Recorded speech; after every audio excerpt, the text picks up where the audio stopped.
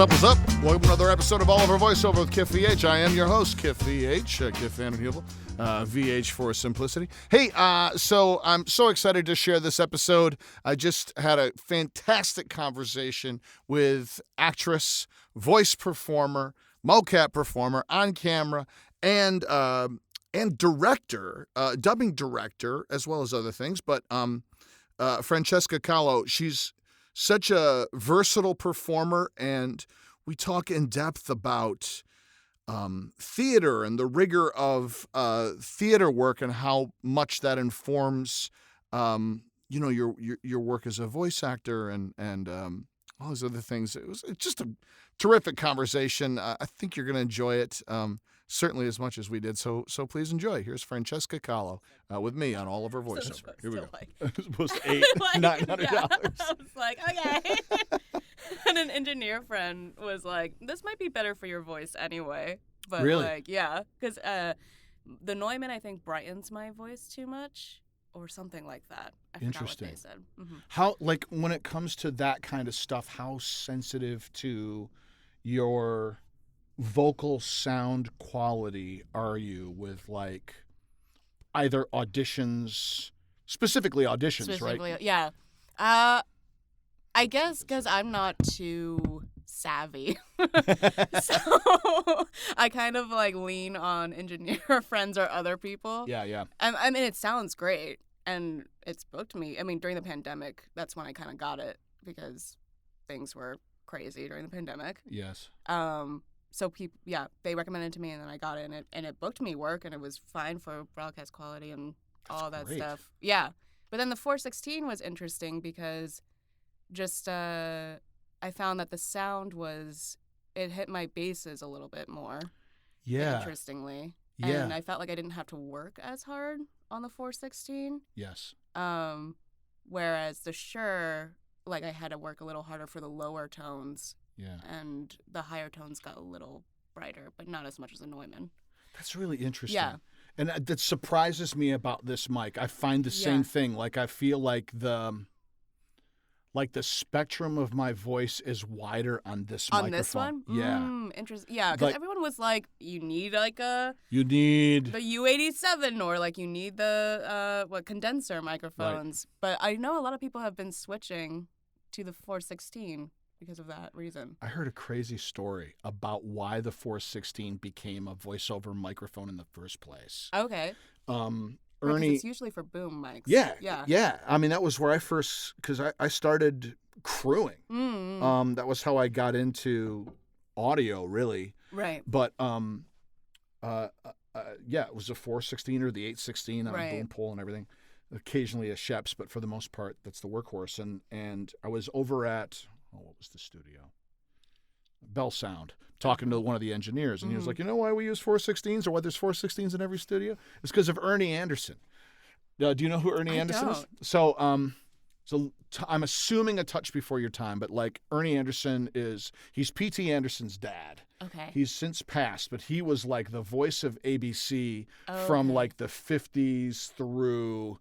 He was like, tonight on the ABC family, that was Ernie, but he was on it was back in that age of like the 25 VO people who did everything. Right. And but he had gone into a session and heard a 416 and was like, this makes my voice sound better than it sounds in anything. All right, if you want me to come to your studio, you have to have this microphone. Otherwise, I'm not coming. If I walk into that studio and I don't see a 416 there for my session, I'm out. Wow. And it was like, well, if you want Ernie, you better get that microphone. That's crazy. It's kind of a baller move. It's like, wow, man. To have that power. Exactly.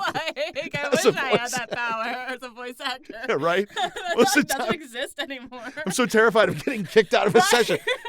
Please. Can you just adjust this for me? Thank you so much.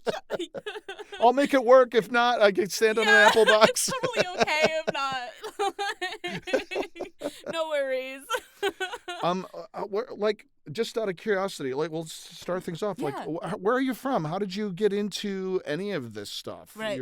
I'm from New York originally, and I started in theater. Oh, awesome.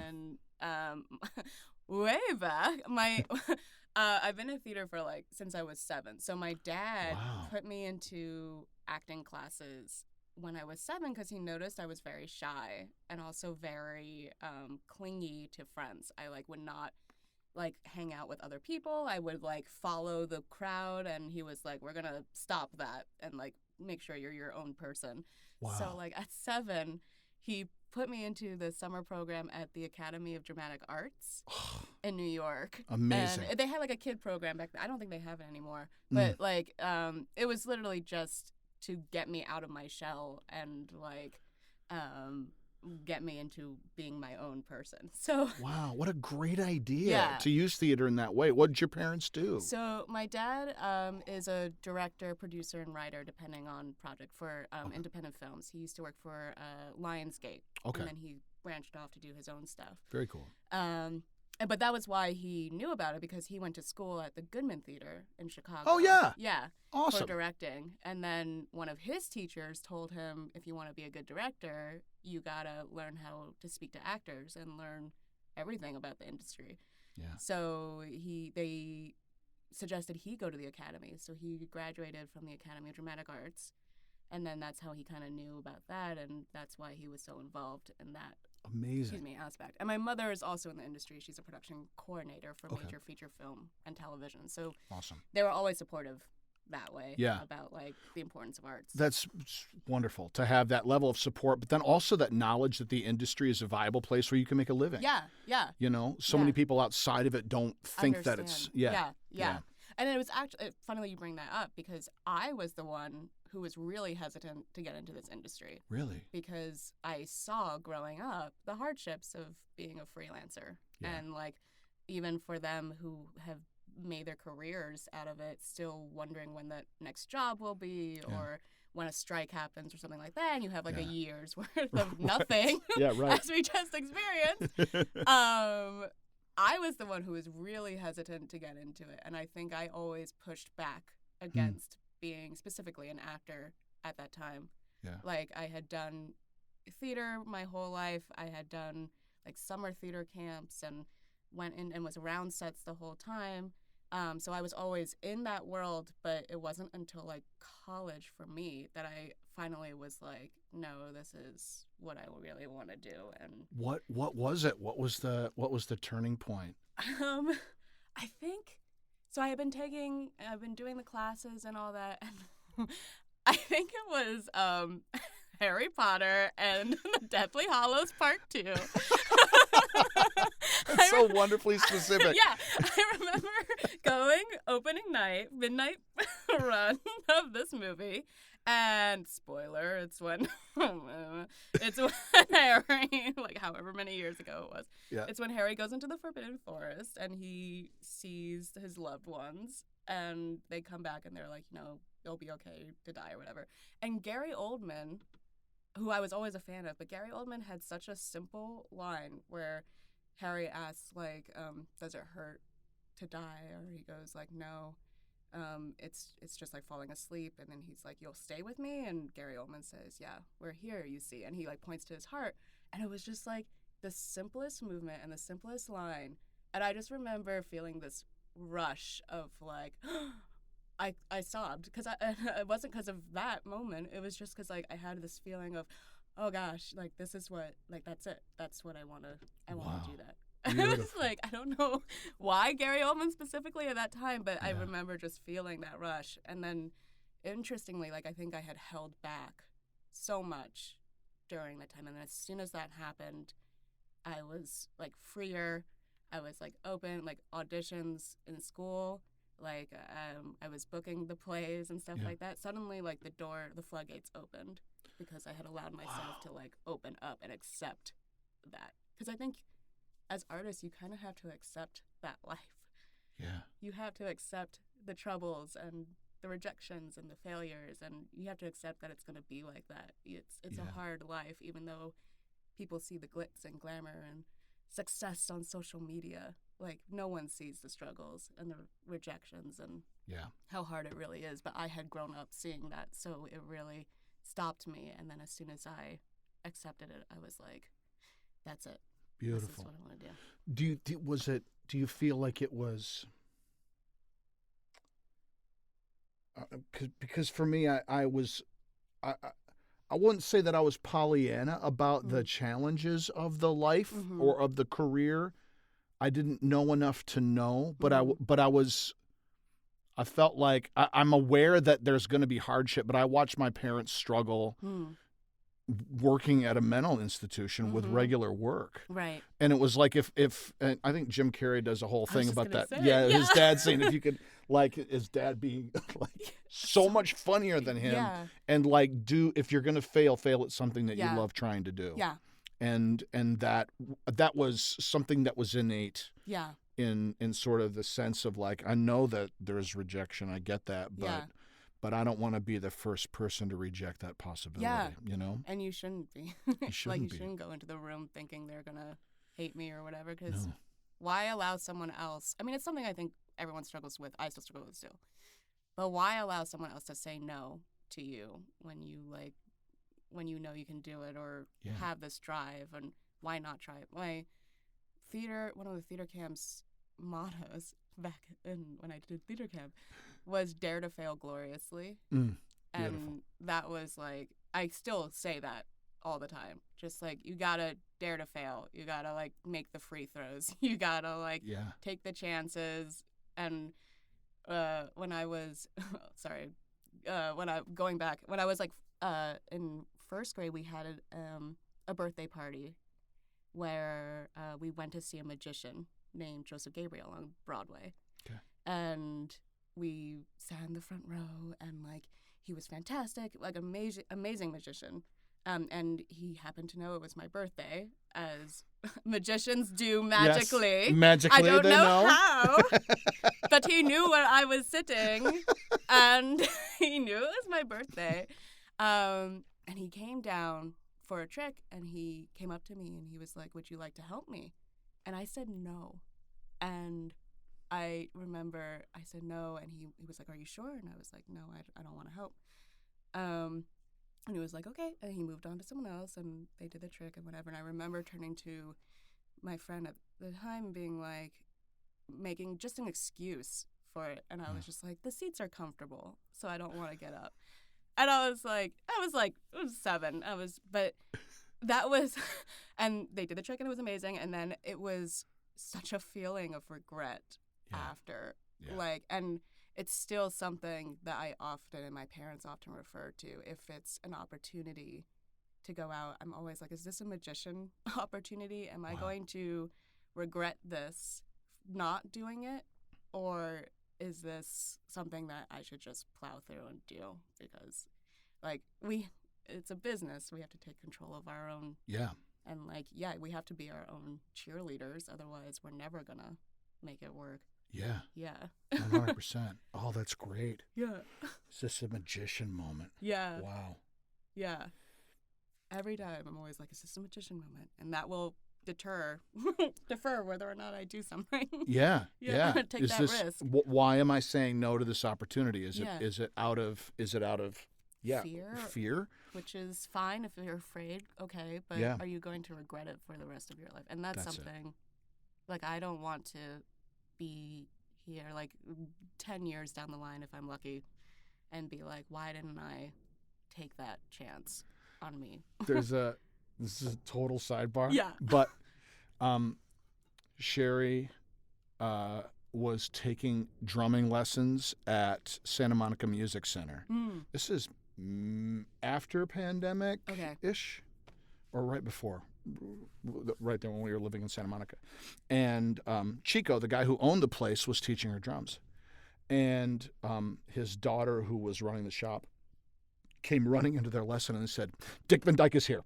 Oh my God. So, yeah, I know. Your reaction to me just saying Dick Van Dyke is here is precisely the reaction that they had. So they blast out and they go downstairs, and sure enough, Dick Van Dyke, old, bearded, hilarious, spry Dick Van Dyke, is down there in the lobby of the Santa Monica Music Center, and people are milling around, and it's small. It's like maybe 8 people, I guess. And Chico knew him, and he was like, "Oh, this is great. What are you doing here? What brings you to the store?"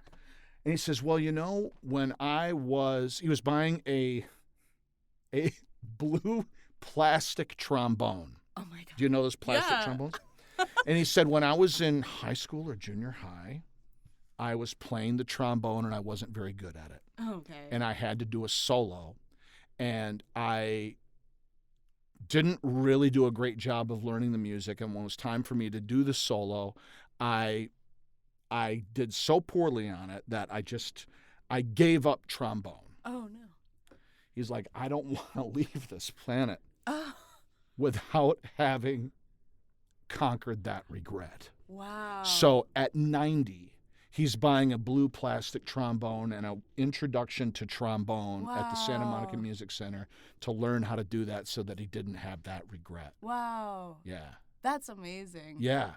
And you're like, yeah, but you were this. Right, You're the, right. legendary of all legends. Yeah. And still this Achilles, Yeah. I know. Wow, that's so fascinating. Isn't it? That's so fantastic, too, to think. Because, I think everyone has to keep learning, too. Yes. Once you stop learning, that's it. What are you going to do? Yeah. It feels like that is the benchmark, right? Yeah. Like when you stop learning something. Right. Whether it's to knit or crochet or Yeah. how to play basketball or to learn how to do a Sudoku or After Effects. Especially in this industry. I mean, everyone says it's a marathon, not a sprint. You got to keep the industry is ever changing. Yes. And you got to keep yourself on top of it. And also, how fun to, learn the trombone on a plastic blue trombone. Right. That's amazing. It's so great. And then to be good at it. Yeah. Or, you don't have to be great. You're not doing... Yeah. You know? You don't have to be great. I think in this age, and I've had this conversation with a lot of friends recently, everyone feel in this age of, you need constant satisfaction. You need to be good from the beginning. No, this is a journey, and you gotta just have the ability to fail and not be good at something before you can fly off that. That's amazing. Also, how very on par with Dick Van Dyke to get that plastic blue trombone. Right. I mean, it would be surprising if it was Helen Mirren. Right. You're well, that's interesting, okay. really. But Dick Van Dyke, you're of course. Of course. You can picture him sitting in his courtyard at his, by a fire pit in Malibu, just blowing a slide trombone. That's fantastic. Oh man. Oh my God. Yeah. I hope he like brings it everywhere. I hope so. And, Keeps it like in a little gig bag. Yeah. Brings it to a drum takes it circle. Out, like whenever I've he been needs working it. on a thing. And... Yeah. Oh my God. That's amazing. So, all right. So, you're 7. But I'm 7. Tell me about like you see you're in college. Were you and you saw Deathly Hallows 2 and had that moment with the Gary Oldman scene. Were you already in that course of study at that point, or did you pivot? Yeah. So I went to Vassar College. Okay. Beautiful. And it's a liberal arts school, obviously. So my major was actually in creative writing and Japanese.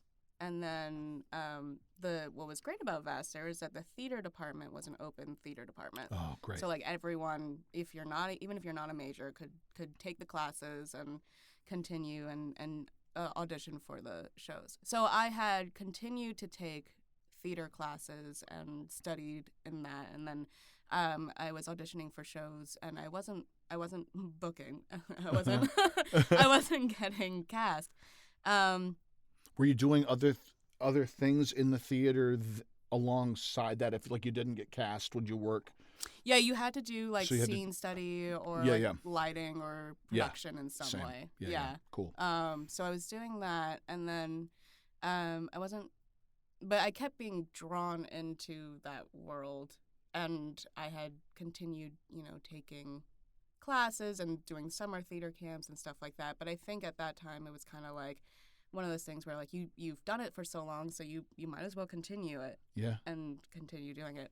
And I didn't really, but as we were going through those classes, I still felt this like pull towards the arts in particular, and particularly theater. Yeah. Especially Shakespeare. Like for me, Shakespeare is always one of those things where, and I think we've talked about it, where like if I'm ever feeling down about why I'm doing this or being an actor or anything like that. I will read a Shakespeare play or see something of Shakespeare, and I will be like, this is it. So we were doing Shakespeare, and I remember just continuing to be drawn to it. And then it was my sophomore year of college when Deathly Hallows came out. And I was in the process of taking classes, and auditions were coming up for the big shows or whatever, and I had that epiphany, and then that was it. And I'm a crier, so it's like the floodgates literally opened. I was like sobbing, and like but it was also a relief, I think. Interesting. Yeah, because I think I held so much of that in. And that desire in, and I remember I would talk to my parents and be like, I think I want to do this, I'm not sure, and they'd be like, okay, well, figure it out. You gotta figure it out. And then I had it, and then I was like, I want to do this, and they were like, okay. Were you able to pivot while you were at Vassar, or was it like you were on the same trajectory, and then, or did you? How did it work logistically? You mean like as a major? Or Yeah. No, I didn't. You were allowed to pivot. I did not pivot. Yeah. I became what a lot of the department calls an honorary theater major. Just like you're there, but you're not officially declared. Yeah. But I did, after that time, I did get cast in things, and it was like suddenly I wasn't afraid as much anymore. I wasn't holding back. I was more willing to take risks, and like we did. The first one we did was Skin of Our Teeth, Thornton Wilder, and I played this fortune teller who was in the second act. She's kind of like a devil character, which was super fun.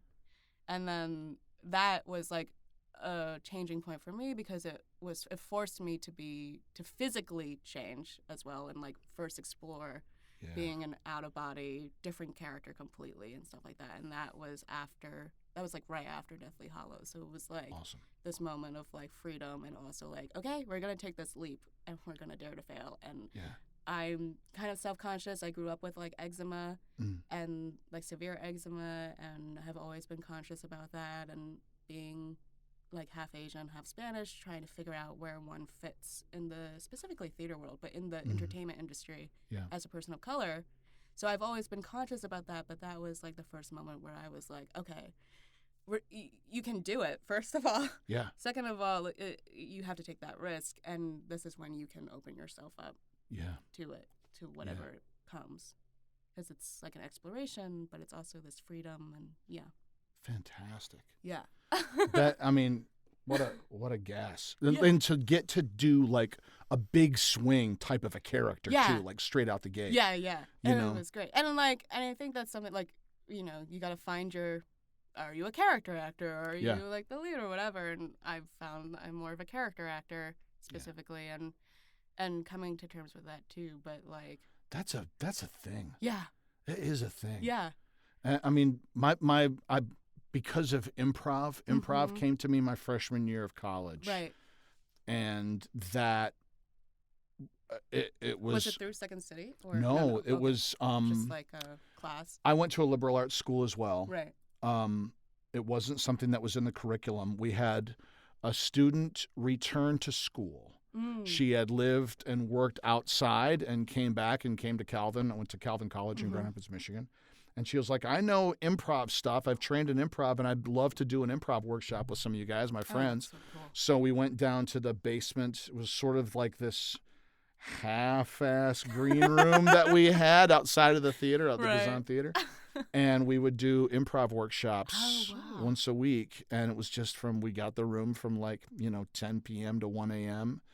and would play and work on stuff. And had you done improv before? So this was like, you were just like, let me just see what this is about. Yeah, it was like, let's play games. So I mean, we just did short form. I mean, and it was it was alphabet and counting and moving bodies and slideshow and like all the Spolin games, some Spolin exercises, but we just jumped all over like the feel your body with your body, feel what the space feel you. Skipped over all that, just went straight to like, how do you play the games? Yeah.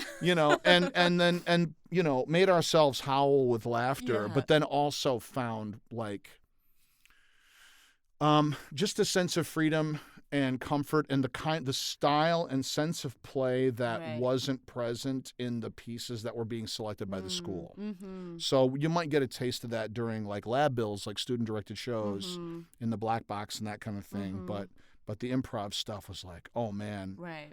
if I get to like emulate Danny Aykroyd, Bill Murray, Marty Short, that was always Right. for me where my heart was in Right. the comedy world. Right. And knowing then, like, maybe I could play leads, but even when I auditioned for leads, I never got them. It was Right. always like comic relief utility guy. You know what I mean? And then Yeah. you sort of let the market tell you who you are. Yeah. And then go, okay, well, all right, so I'm a character actor. Great. Yeah. That's cool. Then I'll work forever. Yeah. Exactly. You know, that's it.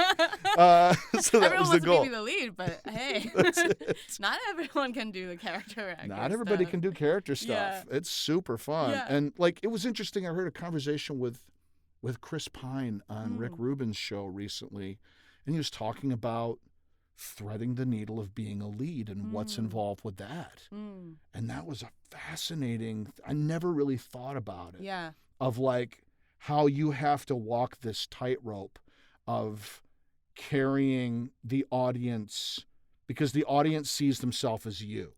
So you have to be a bit of a prism for them, but also have all the heroic things. It just made me appreciate that role a little bit more. Yeah. Because when you're playing Scotty Right. in Star Trek, Right. it's like, I got one thing. I got this attribute. I'm like, I need more power. But, if you're Kirk, you've got to Right. you got to figure that out. So Oh, it I'll was have just to really, listen to that. it's great. Okay. Yeah. Highly recommend. Yeah. Yeah. But yeah, improv started there. Then we made River City Improv, which is still running. Oh wow. 30 years in. And then Second City came to me a couple years later. They just happened to open a theater in Detroit, and I was still in the Midwest. So you were teaching at Second City, or Eventually. or you had to be part of their company. You had to be part of their company. I was cast as an understudy to the touring company. Right. They did a big audition, and like 15 of us were cast as understudies. It was like, none of us are ever going to get up. Yeah. 6 people, and everyone's waiting on line for another space on the main stage company. Right. So it was about okay. attrition. It was about waiting it out. Yeah. But then the benefit was free classes. Yeah. So I took 2 classes, and then Rico, the producer, was like, "You want to teach?" Wow. Yeah. Really? Oh, yeah. That's it? Okay. And then I haven't stopped. Yeah. I've been teaching improv for 30 years. Yeah. I had to say that improv to me was, I think, one of the scariest things for Really? me. I think because you have no control.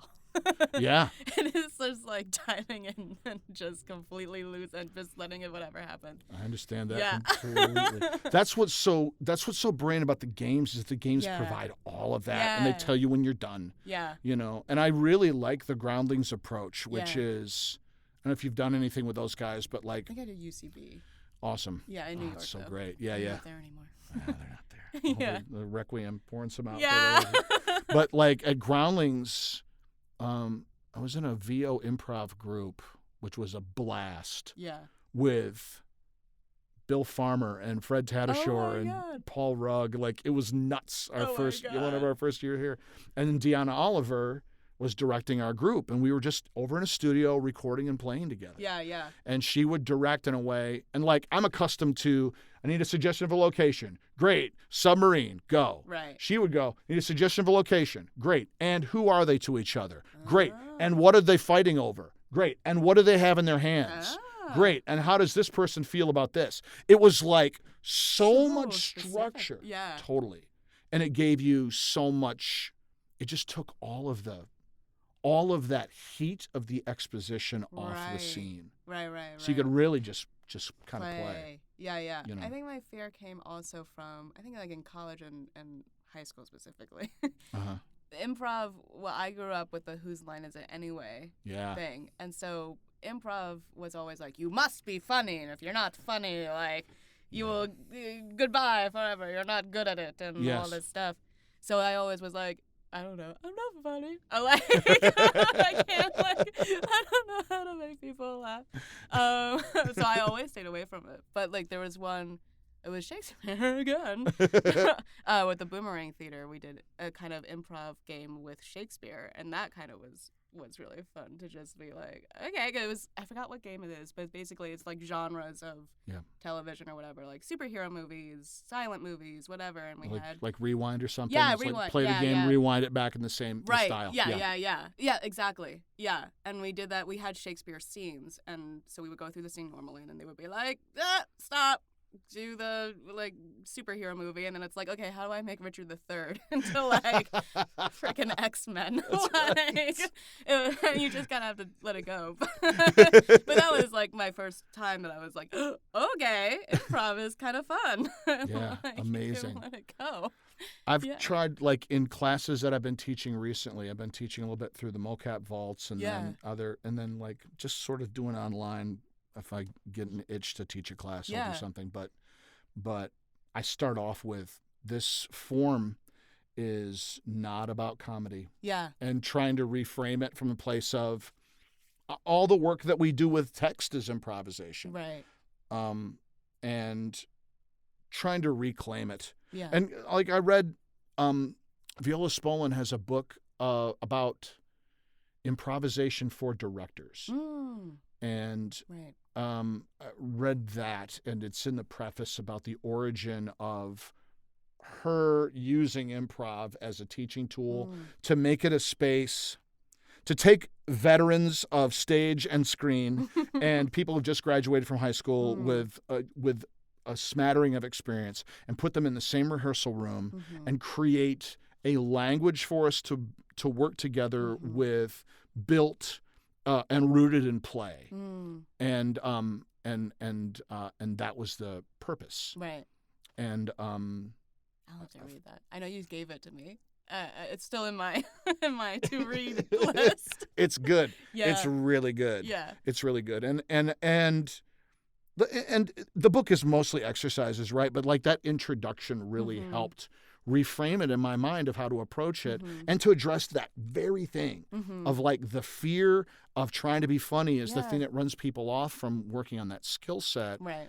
But I mean, it helps so much, even in the work that, and we're under NDA, so we're not going to talk about how we've worked together, but but the fact that, you know, in the context of working with scripted material, you still find how improv can bring life to those things. Yeah, and I know we talked about it before, but I took your improv for VO classes during the pandemic.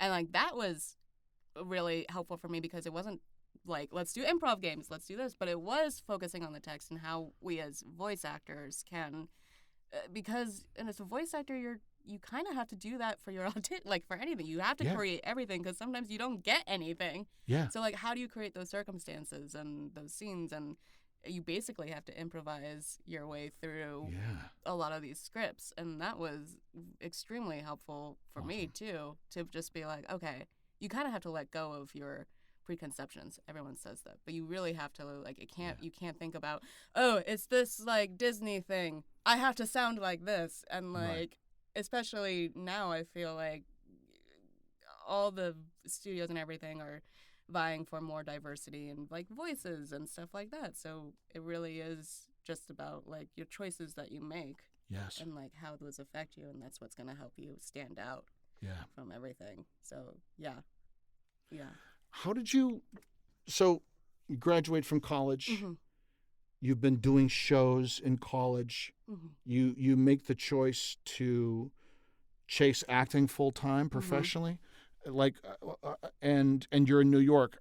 What brings you out here? What was your experience in New York with that stuff? So it's interesting, and I feel like I'm really reflecting on this now more that I'm out here, because I started in theater. As I said, I studied after college with the Moscow Art Theater. And what's that theater? The Moscow Art Theater? The Moscow Art Theater? Yeah. As in Moscow, Russia? Yeah, as in... Oh, my God. Yeah.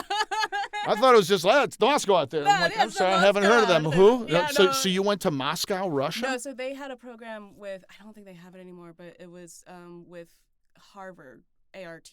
Okay. I think they don't have their grad school program anymore, but it was essentially their grad school. Okay. But so they had a collaboration with the Moscow Art Theater, and their Russian teachers came here to the U.S. and taught and it was like a whole summer, basically. Wow. Yeah. And that was like classical theater, but it was like Chekhov and Shakespeare and all that. Yeah. I mean, and we've talked classics before, but I'm really curious, like, how did that experience transform your either appreciation or understanding of classic theater pieces? Yeah. I mean, they were hardcore. They really dive into the text and all about subtext as well, which for classical, obviously very important, especially Chekhov.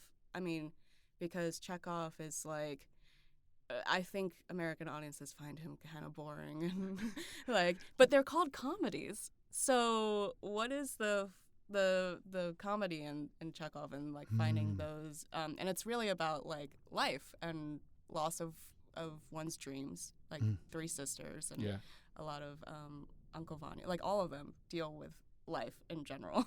Yeah. But that really was just like a crash course in, I think it was the most serious like rehearsals and scene study classes that I've ever had. It was really like, let's dive in, spend 9 to 8 p.m., you know, doing all sorts of, you had like movement and voice and scene analysis, and then you were rehearsing, and then the directors were amazing, and they really helped you dive into specifically the subtext of each piece that you were working on and what you're saying and stuff like that. Wow. So it really kind of changed my perspective, and I think I have a love more for classics because of it. But it also helps you, I mean, not just the classics, but like finding the subtext and such in modern day speech. And really it was a lot of script analysis, which I think helped me a lot. Wow. So yes, I studied with them, and then I also did a New York Stage and Film's Powerhouse program. What's that? So that is a summer program for mostly college students, and it's at Vassar College campus. But New York Stage and Film is also a production, theater production house that works a lot with like up and coming theater productions. So, for example, over the summer they bring a lot of professional artists come to just workshop new works. And then in collaboration, they have the Powerhouse program, which is a bunch of apprentices for either acting, writing, or directing. And that I was an apprentice for acting, and you take classes, you do scene study, you put on 2 shows. You also work with the writers and directors. So it's like creating this community of like full on work and collaboration for the future. And then you also are able to see like the professional performances of New York Stage and Film. So Hamilton started there. They workshopped there first, and then they moved to Delacorte Theater and then Broadway. So it's like a place for new theaters to just kind of like workshop and find what's working, what's not, get like a first audience, et cetera, and no matter what stage it's in. Things like that, which I feel like is kind of lacking. Like you don't have spaces now where you can do that. I just had that same thought. Yeah. Of like that, it was like I would compare something like that to our improv sets at Second City, where we'd do a show and then afterwards we would try out scenes that we improvised during the day in rehearsal and put them up in front of an audience, and it's half formed. It's just an idea and a cast and a premise, and who knows where it goes. We'll let the laughter tell us. We'll let the moment tell us. Right. But that incubator for new work just doesn't feel like. Now it's like, come and see my table reads or participate in the table read, which can be that, but it's also like. I don't know. It doesn't feel. So my dad often tells me of, because he was a director in a theater, was how he got started, and you know he would, he and his friends would put on a show in New York City for like $300 a week, and like they would find a theater and they would be like, hey, I got something new let's just try it out. Then we'll get an audience in, we'll get like reporters or whatever, and we'll have easy access. Call it a show. We'll call it a show, and like at least you're working on your craft, and at least you're doing something. And I don't think there are a lot of spaces nowadays that allow you to do that. Everyone wants like especially studios, the next like big hit, the next franchise or instant gratification. But there's not a lot of places where people can truly work on their craft and like and feel like they can get something out of it. So New York Stage and Film is great for that because they bring people from all sorts of journeys, whether it is a stage reading, like a new musical that they're just trying out the music on, or like Hamilton where they're like workshopping and actively workshopping and are a little more advanced in their production state, but still figuring things out. And amazing. Yeah. Highly recommend. Awesome. They're great. I don't want to drive by this. Oh, yeah. It was something you mentioned before I freaked out about Moscow art, not understanding what it was. But you said you're reflecting on something from now that you're out here more about that time. Oh, yeah. I think because after I graduated from Moscow art, I entered into the theater world because I was like theater. And I'm not a musical theater person, never have been. And, you know, I did the whole cattle call thing. And those are always fun and called cattle calls for a reason. Did you get equity straight away, or were you? So because of my work, I was an EMC, an equity membership candidate. Yeah. And then, so slightly better than being non-union. But it was still hanging out and waiting. It was still hanging out from like 6 to 6. Yeah. And like maybe you'll get called. Yeah. And it's always like dehumanizing in some way. Yeah. And you're just like, why am I even here? And talking about being a person of color, I was more interested in the straight plays and classical theater, which, you know, is few and far between sometimes. Yes. So I would be in these rooms and I'd be like looking around and I'd be like, I am not gonna be cast in this. And it's horrible because you get into a state of like, why am I here? I'm not gonna be cast in this. Like, why would they ever want to see an Asian, Spanish, I don't know, viola, whatever, you know? And so that kind of, like, not broke my heart, but, like, it really was a reality check of, like, okay, where do I fit in this theater world? And I found I didn't quite fit in there, so I moved on from theater, went to film and television, which was still a little more forgiving, but still a little, like, that I think you really start to analyze yourself, like even just your body, and like I'm not a size 2, like I'm not, and so even that I was like, I'm not gonna be cast as anything, and so, but I was still like, this is still what I want to do. I just had to get over that hump, and then a college friend posted a voiceover demo that she had done with a teacher named Erica Schroeder, who is the voice of like Eevee on Pokemon right now. She was like in Yu-Gi-Oh and Pokemon back in the day when it was still in New York. And I was like, I had grown up watching Toonami and like anime, and I was always like, that's fascinating, and I didn't really think so. It was always in the back of my head, and then I reached out and was like, hey, I saw your demos. They're really great. I've always been, would you mind introducing me? And she kindly introduced me, and Erica takes private students like once in a blue moon, and I just happened to hit that spot. Amazing. And that was how I kind of moved out here. So during the pandemic, that happened, got everything done. I started working with New York studios. The pandemic hit. And funnily enough, it was my most lucrative year for voiceover, which is crazy. Like, if anything good came out of the pandemic, it was that. Dude, those of us who had mics at home. Yeah. I mean, I just landed my first series regular on an animated series right at the beginning of the pandemic. The Croods Family Tree. I played Grug in the show, and we did every episode from home. From home. Wow. When the studios were, once SAG released basically guidelines for studios and the 40 minutes and UV light and all the stuff. Right. Then as soon as I could, just because the kid is home and it's not an ideal situation, and Right. I'm going stir crazy. Yeah. And if I can support a studio and DreamWorks can pay them instead of Yeah. pocket the studio cost, Yeah. I'd rather that money go to Jeff at Soundworks Yeah, yeah. and they were great about it. So I went to Soundworks, and it also made Young Rock possible because we weren't recording as a group wherever, as long as there's a microphone. Yeah. So I was able to go to Australia and still work at the That's show so crazy. and record the show from Yeah. my bathroom in Brizzy. Yeah. I am like a huge advocate for the remote recording. Yeah. I think it opened up. I mean, I don't think I would be here in LA if it wasn't for the remote recording. Like, did you move out here during the pandemic or No.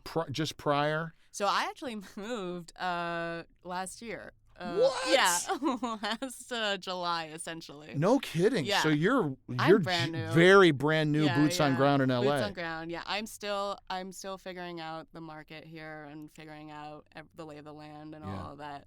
Like, and I was going back and forth to New York a lot, so it really didn't feel like I was really here until this past March when we were working on our show. Wow. Yeah, and it's a very different market from New York too. I got my start on a lot of dubbing stuff, but dubbing stuff for like French cartoons and Russian cartoons that you don't know. I don't even know if they exist or where they are. Yeah. Wow, no kidding. How did you get into that? Was it through Erica that you were able to get into them? So Erica, I studied with Erica for I think about a year, just because I was new to VO and figuring out what I can do and stuff like that. And then she introduced me to a bunch of these studios like NYAV. Yeah. And a couple other studios in New York called 3 Beep, and Hyperbolic. Yeah. Awesome. Yeah. So, and then I kind of got my start there. Okay. And doing those kinds of shows. And then the pandemic hit. Yeah. And suddenly everyone was scrambling, and I had already had a setup just for auditions and stuff. So, I mean, the VO community was so great because engineers would be like, okay, let's all talk about what we need.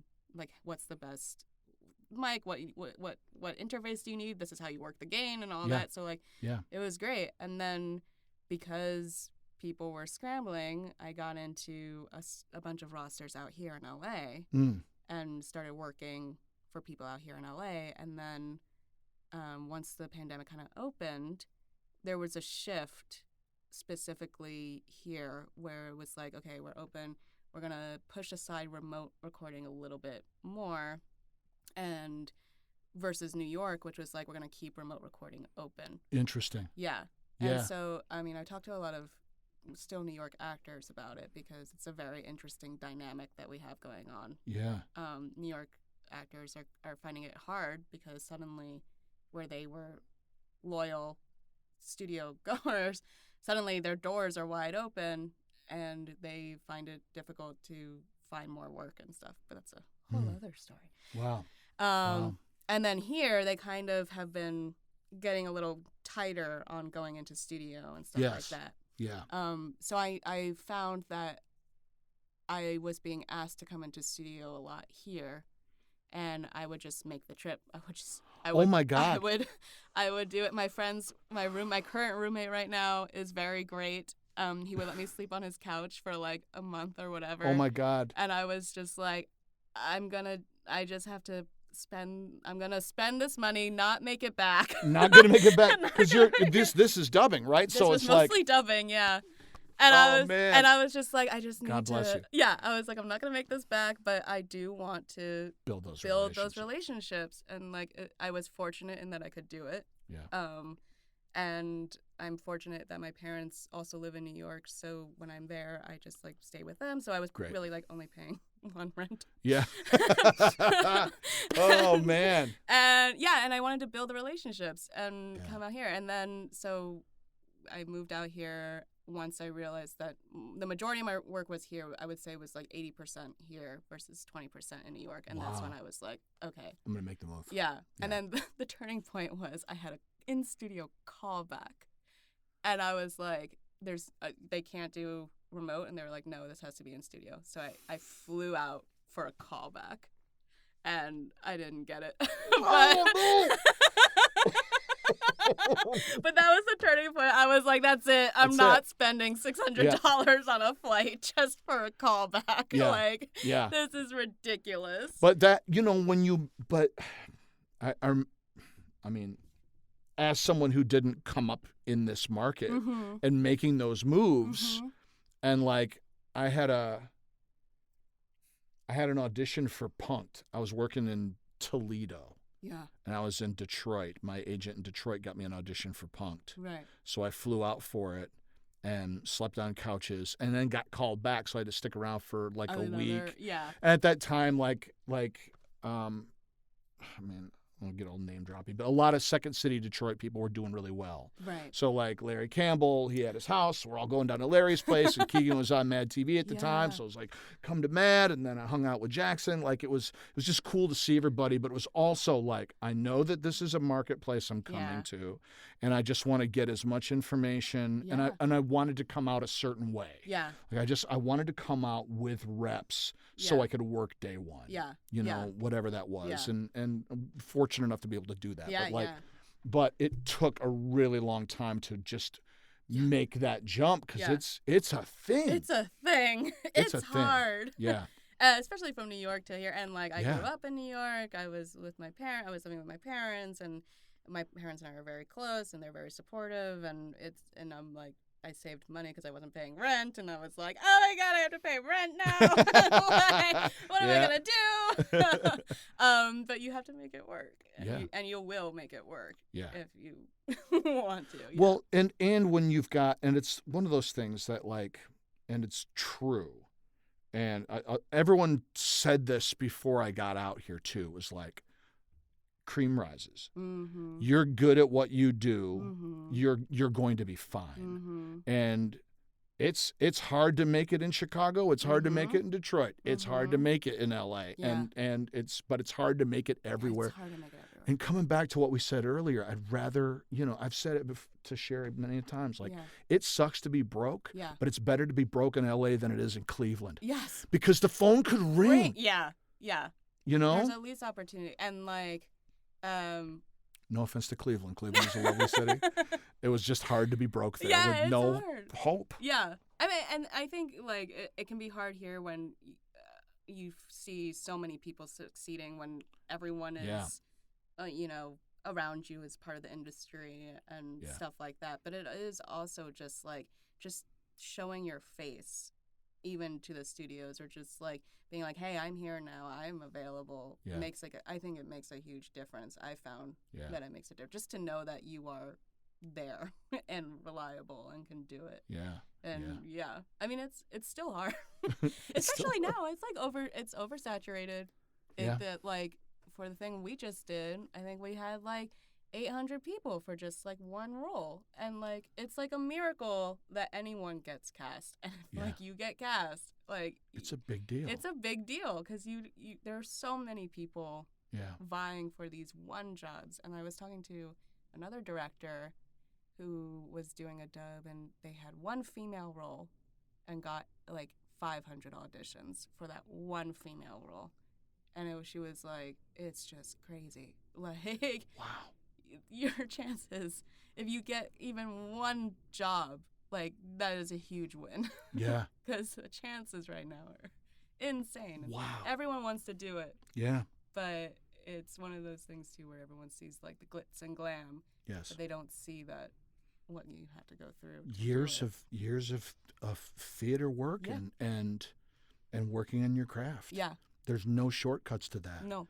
And even if you book something, and it's like you just happen to sound right or you were right in the moment, but then it's like, can you pivot? Right. Can you work with the director? Yeah.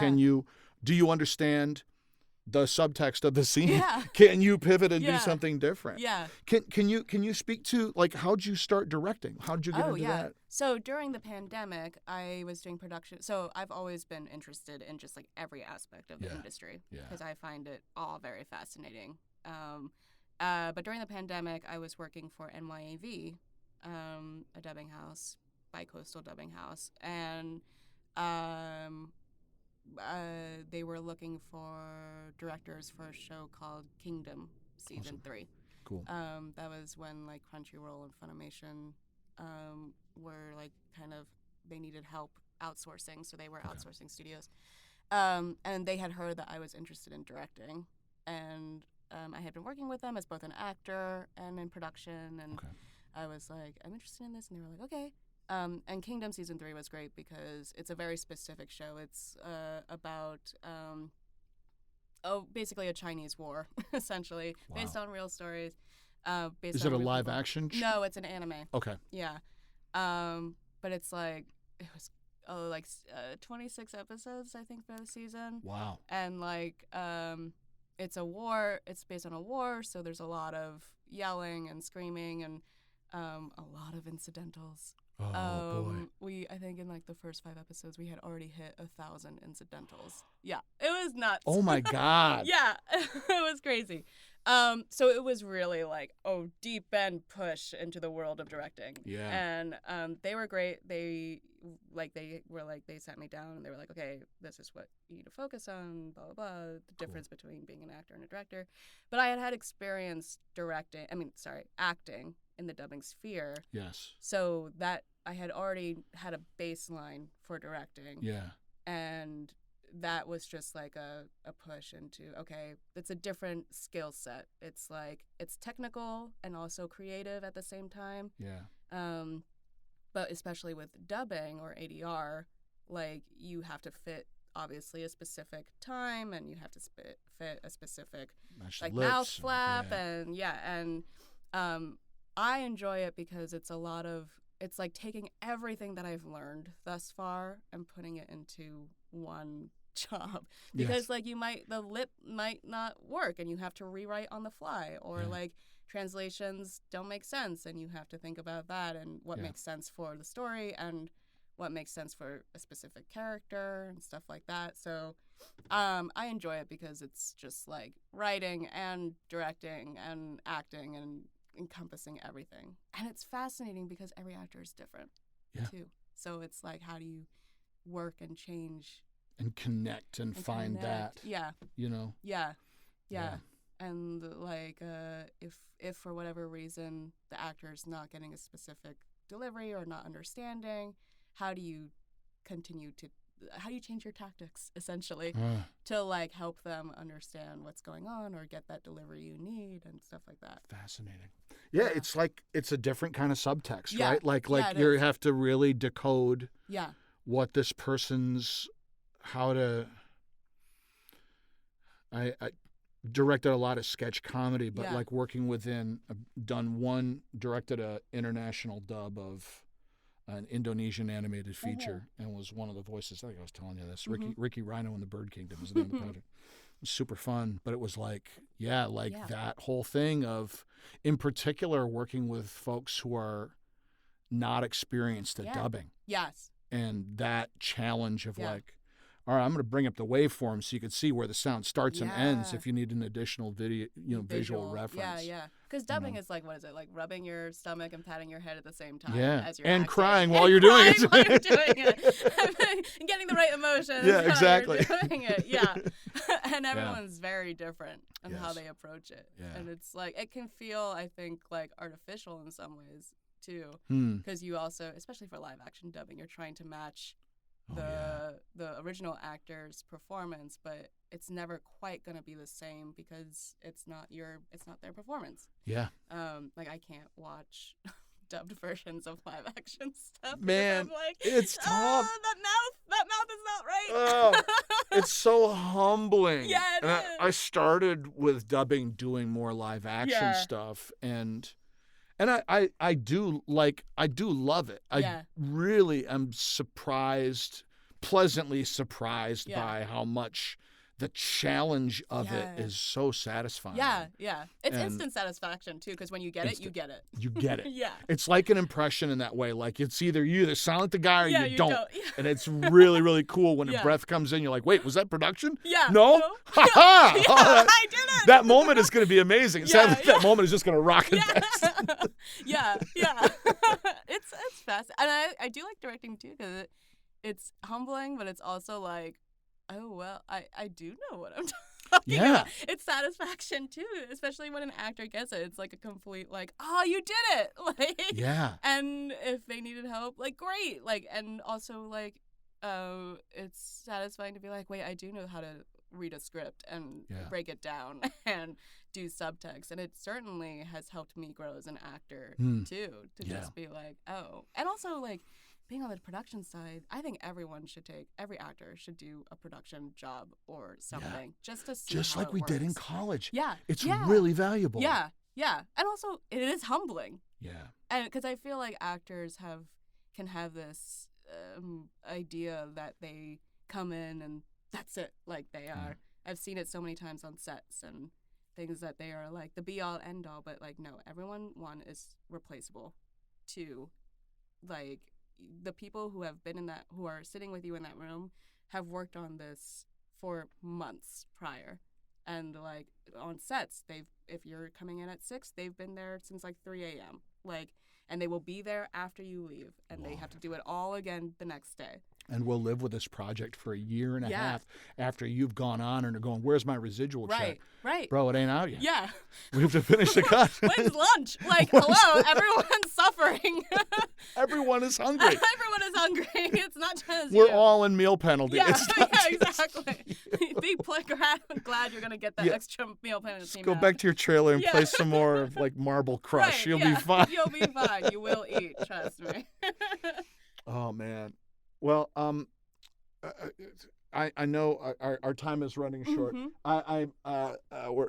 right at about an hour. I'm curious, just in terms of, because I know it's interesting to hear like the path to do these things are so unique and so specific to time and place and who you are and that kind of stuff. But being in the spot that you're at, and given your experience growing up, like what advice is such a pat thing? well, rather than advice, I'm trying to call an audible on myself. Well, okay, I like this question. So there's advice that you give people that you do on a panel, and and everyone should like learn to be a better actor. Yeah. Everyone should take certain types of classes, understand, get to know your gear, watch content. Beyond like the first tier level advice that you would give to either someone pursuing acting or pursuing a career in particular in voiceover, and I mean a lot of folks are familiar with your work from dubbing and stuff too. Like, what's your deeper tier advice that is that you found helpful to yourself? Maybe it's not even an advice, but a discovery, something that you would recommend folks work towards or do. Or that's tough. I feel like this has been helpful for me, is just finding a hobby that is not in the industry. Interesting. Which is kind of basic, I guess, but we were talking about like learning and continuing to learn. Yeah, speak to that a little bit more. Like, so much of this industry is about life experience, and if your only focus is how do I get to the next job, how do I meet these people, how do I network, whatever your next step is, if that's all you're doing, then I find it can be very harmful when you don't get that, because this industry is rife with rejection, with letdowns. Even if it's like, if your goal is to find an agent and get signed with an agent, like it may be that they're not ready to take you right now, and that can really hurt and be very personal, and it can feel very personal. So having an outlet or something that has nothing to do with the industry, just to get you away from the industry, to just clear your mind in some way. And like, especially here in LA, you find your circles of people, and it happens mostly that there are people who are in the industry, and things like that. So, I found one of the things I found it hard to adjust to is the sheer amount of just industry talk when I'm even hanging out with friends. And that can be very tiring. And if you're in a spot where you're not happy at the moment with your career, when you hear other people start talking about their successes or what they've been working on, what they're, NDAs applied, obviously. Right. But like, right. or, you know, what they can talk about or whatever. It can be very disheartening and can make you feel kind of lonely. And it's such a lonely, especially VO, is such a lonely part of the industry. That's so true. And like, books have been written on the generosity and warmth and and all this of the voiceover community, and it is true. And as you're saying, and like it is a solitary pursuit. Yeah. And unless you book that job where you get to engage with other people, or you get regular feedback from reps or whatever, it's a lot of flipping coins into the abyss. Yeah. You know. And it can, even if you do get the job, you're not necessarily going to be reacting to other people. Right. If you're lucky, if you're lucky, you do. Yeah. Right. Right. But more often than not, you're just there with the director and engineer, and like those are the connections you're making. Great. Yeah. But it can be very lonely and it can be very isolating. And if you are feeling like you're not where you want to be, or not getting auditions, don't have rep, or just not booking or whatever, then it is very easy to fall into the depths of despair. Yes. And so I have had to find, especially being in a new market, you know, I feel like I'm starting over in some ways. I understand that. Because it's like, I have to make the new connections. I have to kind of, quote unquote, prove myself to these people who've never worked with me before, even though I do have like a resume or whatever. So having to prove myself, and when it's not working, like I just recently had something happen where I was like,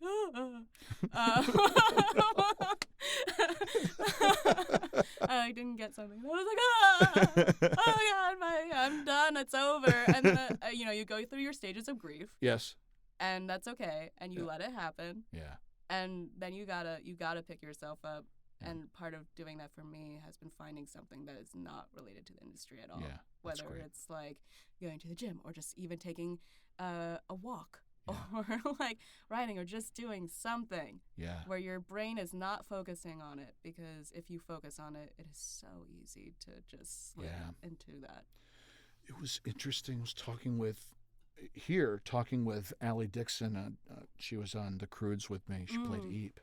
And talking about that very thing, and then posting about it on Instagram and having her reps go, hey, that thing that you're doing, that's so cool. You should put that on your resume. And she was like, all of a sudden, like this thing that was my personal sort of hobby and activity. She was doing pole dancing, like that stuff. Yeah. And she was like, all of a sudden now it's become a thing that she's like, they took it from me. Yeah. You know, and like being able to really set firm boundaries for yourself of like what's a place that is where it can't be taken from me, or you know. Yeah, that's too bad. Yeah. And especially in the age of social media, where it's constantly like, look at what I can do. Yeah. And that's what you're trying. That's basically, I mean, it's part of the business, the self-marketing aspect of it. But social media can also be just incredibly draining, because you're basically on 24/7. Yeah. You have to present yourself a certain way so that hopefully you'll get fans, and hopefully your reps will be like, oh, look, they're doing well. You know, like, oh, yeah, well, I remember them. Right. Exactly. And like, oh, they could do this skill. Like, like, put her out for that. Yeah. It can be incredibly tiring and exhausting. Yeah. And I know, like, I hate saying it, but like, I do think you have to have a love for it in some way. Because if you allow the rejections and all that, if you don't love it, then again, like, why are you doing it? Yeah. Why are you, like, if I like have had many day jobs where I'm like, why am I here? My soul is leaving my body. Right. Like, why am I here? I appreciate so much the idea of it was two thoughts darted in simultaneously. One is One is I just finished taking a bunch of classes at UCLA Extension, and my marketing class was the class I put off the longest. I was just the least excited about it because I feel like it's this necessary evil. Yeah. But my instructor, this guy named Kevin Marsidich, I think I'm pronouncing his name correctly, he was wonderful. And what he said at the outset is he was like, to change the way you think about marketing, because it does have this connotation of a necessity and all this other stuff. He's like, just think of it like a movie trailer. You're just telling stories about the other stories you're trying to tell. And he's like, when you shift into, and I found personally that when I shift that mindset of I'm telling stories about other stories I'm doing, that it makes that, if I'm a storyteller, okay, I can tell little stories about bigger stories that are coming. All right, that's it. That's a great way to think of it. Right? Yeah. It's just so simple and not scary, and it also speaks to, like, when you see a movie trailer, it's like the movie trailer either is awesome or it sucks or whatever, but it doesn't matter. It's just trying to let people know that the thing is coming. More fun. And like more interesting because I have friends who, are doing well and they're just trying to get into the convention route and all that. Yeah. But they're constantly like, I have to do this. I have to put this out there because it'll get me more content and also like marketing, and they get drained by it. But like to think of it like that, I'm personally like, oh, okay. Oh, that's it. That's super fun. You guys, there's this story I've been telling, and I'm going to tell you the little story right now. About like whatever. I've worked on this thing, and it's coming, and I'm excited about it, and I think you might get a kick out of it. Yeah. And that's it. That's so great. Yeah. That's fascinating. And then, what was the other thought? My buddy Steven, I just did this short film with him, and his Instagram is, he treats it like a cable channel. And he's like, I can't be bothered with talking about projects I've done or whoever or set. He's like, I'm going to write poetry and I'm going to perform it here. I'm going to truly treat Instagram reels and stories like my own cable channel. And if you subscribe to it, great, but you need to know that that's what this is. That's also great. And the fact that Instagram is less for family the way Facebook has become. So it changes. Like there was a guy on Rick's podcast, I think it was the founder of Instagram, who said that one of the things that they did, I thought this was genius too, was they all created, he and two other friends created a private network on Instagram by just following each other. Oh. And they wouldn't follow anybody else. Right? So then it was like with WhatsApp being able to send videos to each other, but doing it using the Instagram mechanic. So you just log in as whatever your code name is, and your two friends are linked in, and then you can DM each other, blah, blah, blah. Oh, that's fun. I think that's super fun. Yeah. And now I'm trying to decide my small group of people to be like, who are going to be the chosen. Yes, and who will never find out about what my Instagram thing is. But like just flipping the script on how some of these tools are accessible and not really accepting recognizing the main narrative of what you're supposed to do, but trying to do it your way so that you can maintain your sense of self or of agency and all that. Agency. Yeah, that's fascinating. I feel like it's harder on Twitter when everything is just like thrown into the ether. Oh my God. Hopefully. Agreed. Totally agreed. I have put a personal 15-minute block, like after 15 minutes I got the notification of like, it's time to stop. And I'm like, okay. That's good. Oh man. Well, that's fascinating. This was so lovely to get an opportunity to just like talk with you without feeling like I'm running down our clock. But thank you so much for coming in. How can people find you on our dreaded socials? Well, speaking of Twitter, yes. It's Monet at Work. My middle name is Monet, like the painter. And then Frananagrams. And then if you look me up, my website's there and all my socials are there too. Amazing. Yeah. Amazing. This was so delightful. It was so much fun. Thank you so much for coming in. Much. Absolutely. Yes, and that's it. There'll be more episodes coming. Peace. This has been All Over Voiceover with Kiff VH, produced by Werewolf Theirwolf. Please consider giving the show a positive rating and review on Apple Podcasts. Look, I know I keep asking for a review, but if you found just one piece of info from me or my guests helpful, please share that with me and share it and help grow our VO community. Feel free to catch up with me on Instagram, Twitter, Clubhouse, or Vero at KiffVH, or hit me up on LinkedIn. It's Kiff Van Heuvel. Just search for Kiff. We probably know a couple of the same people. And check out my website, www.kiffvh.com, for my reels, updates, and to reach out to me directly for coaching or appearances. Claim victory and depart the field. Taxi? Taxi? I guess I gotta walk from here. Okay.